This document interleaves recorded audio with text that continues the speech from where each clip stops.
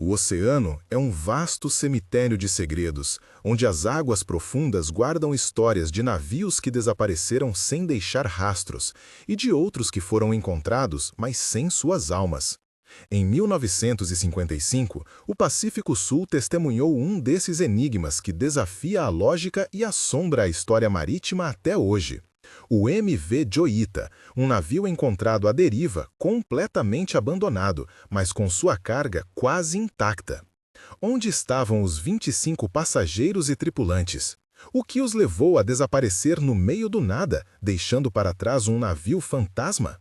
Esta é a história de um mistério que perdura, um testemunho do poder implacável do mar.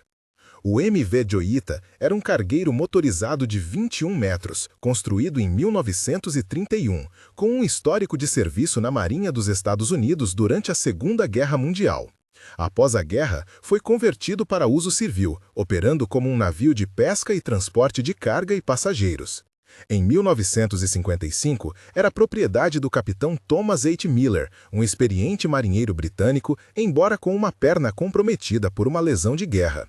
Em 3 de outubro daquele ano, o Joita partiu de Apia, Samoa, com destino a Toquelão, uma viagem de aproximadamente 48 horas. A bordo estavam 25 pessoas, o capitão Miller, sua tripulação de 16 homens e 9 passageiros, incluindo um oficial do governo, um médico e várias crianças. A carga consistia em madeira, alimentos, 80 tambores de óleo vazio e suprimentos médicos. Era uma viagem rotineira, uma ligação vital entre as ilhas, mas o Joita nunca chegou ao seu destino. A primeira grande pergunta que ecoa através das décadas é: o que poderia ter acontecido a bordo para que um navio com um capitão experiente e uma tripulação capaz simplesmente desaparecesse no azul infinito? 5 semanas se passaram sem notícias do Joita. A busca inicial, dificultada pela vastidão do Pacífico, não produziu resultados. Então, em 10 de novembro de 1955, um avião da Força Aérea Real da Nova Zelândia avistou o navio a cerca de 1.000 quilômetros a noroeste de Fiji, a mais de 600 quilômetros de sua rota original. O Joita estava à deriva, adernando fortemente para bombordo com a proa parcialmente submersa. Ao se aproximarem, a tripulação de resgate encontrou uma cena arrepiante. O navio estava completamente vazio. Não havia sinal dos 25 a bordo, nem dos 4 botes salva-vidas. A condição do Joita era bizarra. Os motores estavam engatados, mas a embreagem do motor de bombordo estava travada e o motor de estibordo tinha um tubo de refrigeração quebrado. Uma bomba temporária havia sido instalada na casa de máquinas, feita de lona, indicando uma tentativa desesperada de combater uma inundação. A maior parte da carga ainda estava a bordo, mas alguns itens, como sacos médicos e parte da madeira, haviam desaparecido. Por que abandonar um navio que, apesar de avariado, ainda flutuava e parecia ter sido objeto de salvamentos? Este é o primeiro mini cliffhanger, a evidência de uma luta, mas a ausência de seus protagonistas. A investigação que se seguiu foi complexa e frustrante. Os peritos descobriram que o navio tinha uma corrosão severa em um tubo de refrigeração, o que provavelmente causou uma entrada de água lenta, mas constante na casa de máquinas. A bomba de porão principal estava com defeito, e a bomba temporária de lona, embora engenhosa, teria sido insuficiente para conter a inundação. A inclinação do navio, combinada com a falha das bombas e a escuridão da noite, poderiam ter levado a tripulação a acreditar que o Joita estava afundando rapidamente.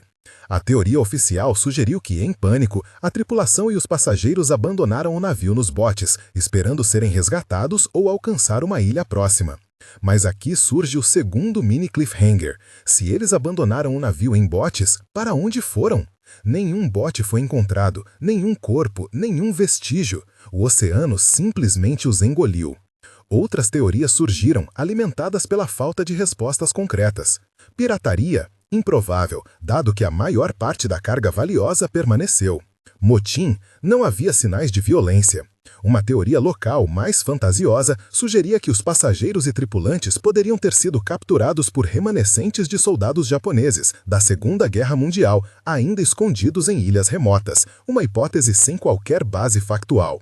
A verdade, segundo o inquérito oficial, era que o navio estava em condições precárias e a falha do tubo de refrigeração e das bombas de porão levou a uma inundação que, combinada com a inclinação e a percepção de perigo iminente, fez com que a tripulação tomasse a decisão fatal de abandonar o navio. O ponto de não retorno foi a crença de que o Joita estava condenado. No entanto, a conclusão oficial, embora plausível para o abandono, falha em explicar o destino das 25 almas. O Joita foi rebocado e, após reparos, teve uma vida útil breve e problemática, sendo eventualmente desmanchado. Mas o mistério de seus ocupantes permanece. Onde foram parar os botes salva-vidas? Foram eles varridos por uma tempestade repentina? Foram vítimas de tubarões? Ou simplesmente se perderam na imensidão do Pacífico sem esperança de resgate? O enigma do MV Joita não é sobre o navio em si, mas sobre a completa e inexplicável desaparição de 25 vidas. Ele serve como um lembrete sombrio da fragilidade humana diante da natureza selvagem e imprevisível do oceano. O que o mar esconde, muitas vezes, permanece escondido para sempre, transformando histórias como a do Joita em lendas sussurradas, onde a verdade é tão elusiva quanto as profundezas que as guardam.